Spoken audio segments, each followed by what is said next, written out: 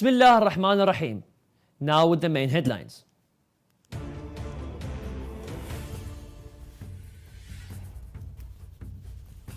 Grand Ayatollah Shirazi says it is not permissible to take positions of non-Muslims' properties.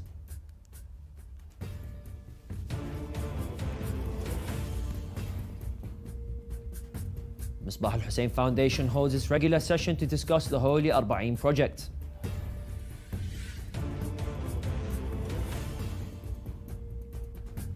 Human Rights Watch calls Taliban's behavior crime against humanity during UN session.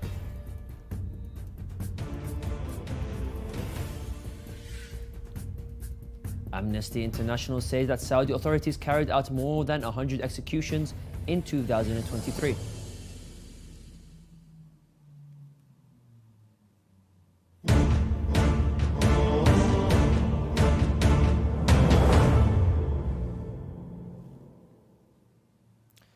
Assalamu alaikum wa rahmatullahi wa barakatuh, dear viewers. This is Yunus Dawood and you're watching Shia Waves live from Imam Hussein TV 3.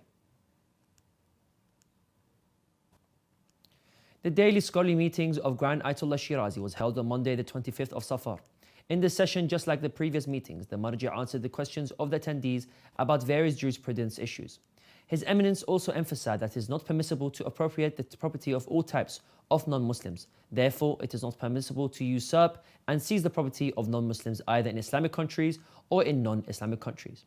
Let's watch the statement of Grand Ayatollah Shirazi together. چرا محترم؟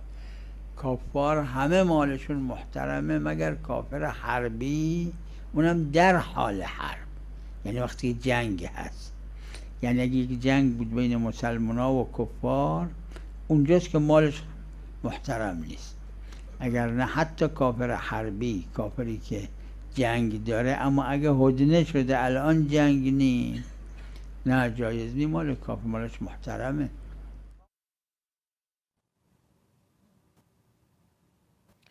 The Karbala-based Misbah al-Hussein Foundation for Relief and Development, one of the centers affiliated to Grand Ayatollah Shirazi, has reaffirmed its endeavors to put the special study for its holy Karbala 50 million pilgrims during Arba'een pilgrimage in 2030. The public relations official Hussein al-Adli said in a statement to Shia Waves agency that after 10 months of researching and to elaborate discussions, the foundation held a meeting on its national project of the Holy Arba'een amid the presence of the foundation's president and members. Al-Adil also explained that the number of pilgrims and processions of this year's Holy Arba'een will be included in the study. Basim Abbas, the project community chief, said that we expected a huge rise in the number of pilgrims this year, and this is what happened, adding that we expected the number of pilgrims in 2030 to increase beyond 50 million pilgrims. Dr. Ra'id Amin, a member of the Arba'een project committee, said that several issues were discussed during the meeting, such as the provision of service, transportation, housing, and other important services, as we also discussed the difficulties and obstacles the honourable pilgrims faced during previous years. At the 54th session of the United Nations Human Rights Council in Geneva, Human Rights Watch described some of the Taliban's abuses of people's rights, especially women and girls in Afghanistan, as crimes against humanity.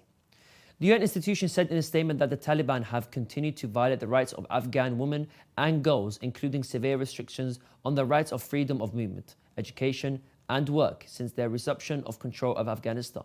This organization expressed concern over the critical situation in Afghanistan under the Taliban rule and told the UN Human Rights Council that currently 2/3 of the country's population need urgent aid. The Human Rights Watch considers the Taliban responsible for the deterioration of the situation in Afghanistan. Meanwhile, Richard Bennett, the special reporter of the UN Human Rights Council on Afghanistan, along with representatives of a number of countries, expressed serious concern and condemned the continuation of the Taliban's violent rule over Afghanistan and the widespread violation of human rights, especially women's rights, over the past 2 years, despite warnings of international human rights organizations. The Taliban group has continued to impose restrictions, especially against Shi'is and women in Afghanistan. During the last 2 years, in addition to persecuting the Shi'is and imposing religious restrictions on them, this group forced thousands of Hazara Shia families to move from their home areas and even cut down their fruit trees.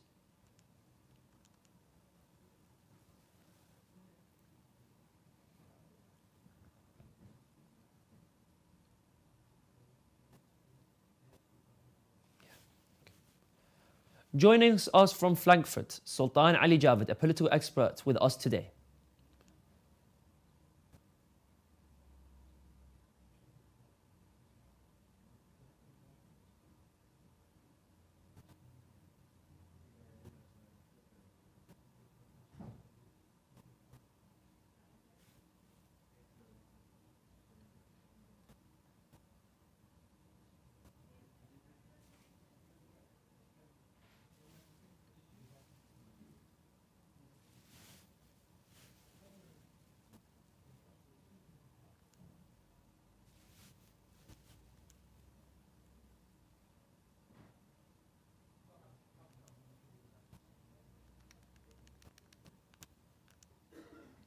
Let us remind our respected viewers of today's headlines.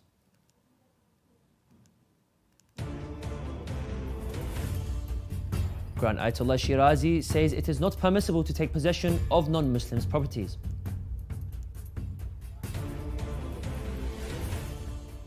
Misbah Hussein Foundation holds its regular session to discuss Holy Arba'een project.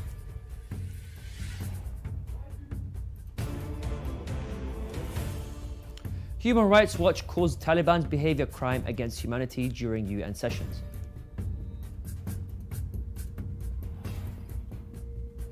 Also tonight,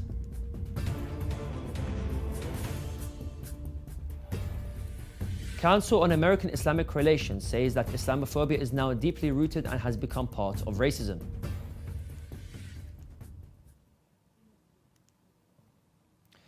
Amnesty International revealed that Saudi Arabia had carried out more than 100 executions since the beginning of this year, raising fears and concerns of rights organizations about the possibility of using this punishment to violate the international law. The number of executions in 2023 is less than 2,222 people, which has 196, yet it doubled from 2021, which saw 52 executions. Heba Maraif, Director of Middle East and North Africa Program of the Amnesty International, said that the 100 executions Saudi Arabia carried out contradicts its promises to reduce this punishment, as it revealed for its disregard for people's lives. In her statement released last Friday, Mariaf expressed her serious fears over the lives of people who were minors when they were caught. Last year, Saudi Arabia ranked third on the international level in the number of executions it conducted. According to the Britain-based reparative human rights organization, more than 1,000 death penalties have been executed since King Salman came to power in 2015. Maraif also said that the average number of executions Saudi authorities carried out during last August was 4 per week. Amnesty International emphasized that people from other nationalities were also executed. Among them were a Pakistani accused of drug trafficking and an American who was convicted of torturing and murdering his father. It pointed out that the international law bans the use of death penalty in certain cases, such as drug trafficking.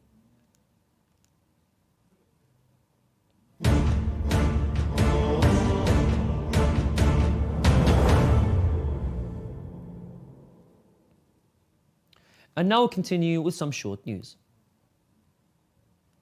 During the days leading up to the Safar of the 28th, many Shi'is from around the world, especially the people of Iraq, travel on foot from different cities to the holy city of Najaf to visit the holy shrine of Amir al-Mu'mineen Ali ibn Abi Talib alayhi salam.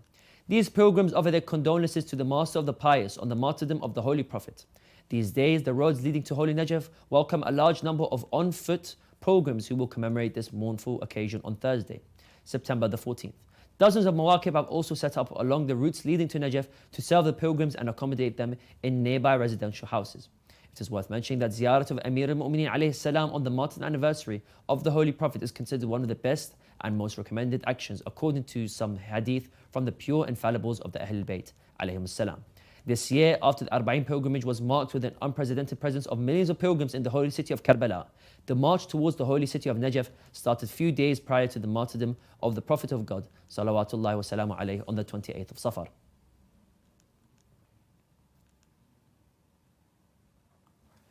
The residents of the Supreme Religious Authority, Grand Ayatollah Shirazi, will host the glorious gathering of mourners on the 28th of Safar al-Ahzan. This majlis will be held at 2 p.m. local time on Thursday, September the 14th, and will be broadcasted live on the 6 channels of Imam Hussein Media Group. Grand Ayatollah Shirazi will deliver a lecture to the mourners on the occasion of the martyrdom of the Holy Prophet, salawatullahi wa salamu alayhi.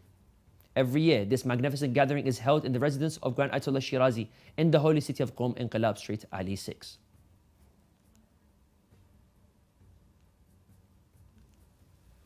Libya has been plunged into chaos as Storm Daniel, a powerful and relentless storm, wreaks havoc across the country with the death toll rising and thousands of people feared dead. Libya finds itself facing not only a natural disaster of unprecedented proportions, but also a humanitarian crisis that demands international attention and assistance. The combination of gale force winds, torrential rains, and thunderstorms has left entire cities and towns inundated, infrastructure destroyed, and communities isolated. With winds reaching speeds of up to 150 miles per hour, the storm has uprooted trees, damaged buildings, and disrupted essential services. The eastern city of Derna had 1/4 of the entire city wiped out, and more than 1,000 bodies have been recovered.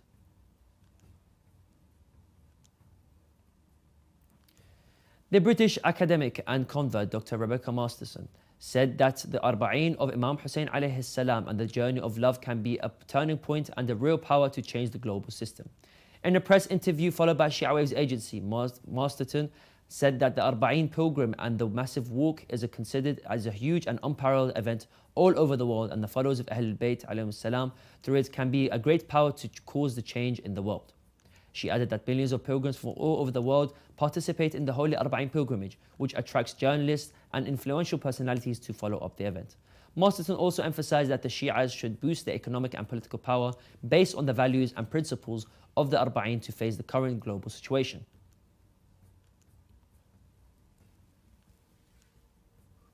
A bomb exploded near a hospital complex in the city of Peshawar, Pakistan, killing 1 security force and injuring 9 others, including 5 border guards and 3 civilians. The explosion, which happened on Monday, September the 11th, targeted a vehicle that belonged to Pakistan's security forces. Shahbaz Sharif, former Prime Minister of Pakistan, has condemned this attack, dismissing it as a cowardly attempt. Although no group has yet claimed responsibility for this incident, some say Tehreek Taliban Pakistan might be behind it, as they have carried out similar attacks in the past.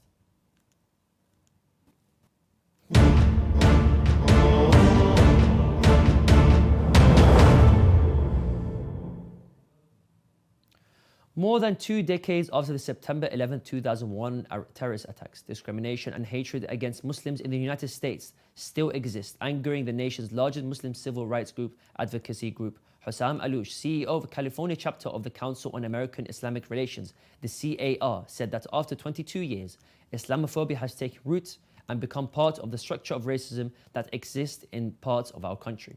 Aloush also said in an interview with the Anadolu agency, followed by Shia Waves agency, added that about 1 million out of nearly 5 million Muslims living in the United States reside in the state of California, noting that harassment and prejudice against the Muslim community are still prevalent decades after the events of September 11. He continued that more than 50% of the Muslim students in California face some form of verbal and physical bullying in public schools simply because they are Muslim, noting that there are government watch lists of nearly 1.6 million people, almost all of them are Muslim, whose names were put on the travel watch list because they have names that sound Islamic. The CEO elaborated that Muslims are being harassed at the airports. The FBI is conducting searches as well as planting informants in mosques and giving federal agencies the green light to track down Muslims from countries such as Syria, Libya, and Sudan. According to FBI statistics, hate crime against Muslims increased dramatically after the September 11 attacks by 1,617% from 2000 to 2001.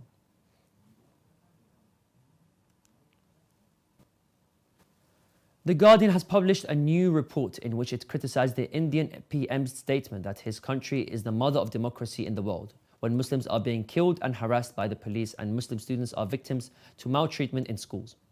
The Indian journalist Rana Ayub, who wrote the article, said that Muslims in India are not just humiliated on the streets, they are being demonished and vilified on the big screen. Modi has praised and defended 2 films that have been criticized as deeply Islamophobic, The Kashmir Files and The Kerala Story.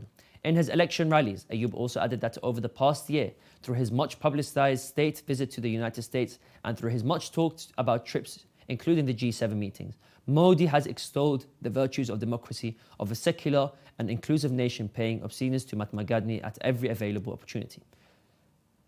She stressed that but this grandstanding is in fact a diabolical facade. The ugly reality of present-day India is that minorities are under relentless attack. The India journalist cited an example of anti-Muslim hatred, saying that on 31st of July, a railway police constable, Chetan Kumar Singh, opened fire on board a long-distance train, first killing his senior officer, then proceeding to kill 3 Muslim passengers. She continued that after shooting them, he stood by a profoundly bleeding corpse and invoked Modi and his Hindu nationalist ally, Yogi Adityanath, and a rant during which he said, "If you want to live and vote in Hindustan, I am telling you it is only Modi and Yogi, these two people."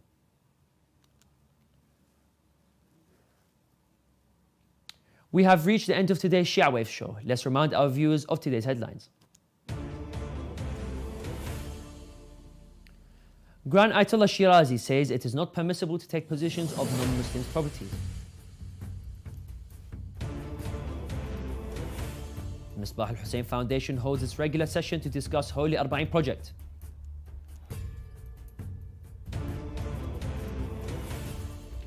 Human Rights Watch calls Taliban's behavior crime against humanity during UN sessions.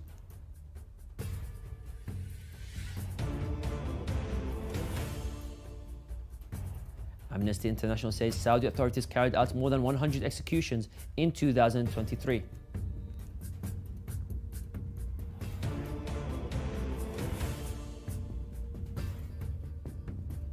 Council on American Islamic Relations says that Islamophobia is now deeply rooted and has become part of racism.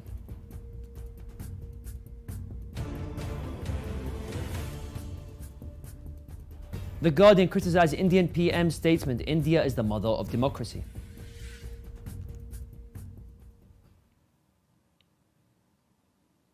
You can view the latest news on Shia Waves website, and you can send news of your city or country to be published on our news agency. Contact us on the numbers at the bottom of the screen. This is the end of today's news. Thank you for watching, and we pray to Allah the Almighty to hasten the reappearance of the Master of our time. Wassalamu alaikum wa rahmatullahi wa barakatuh.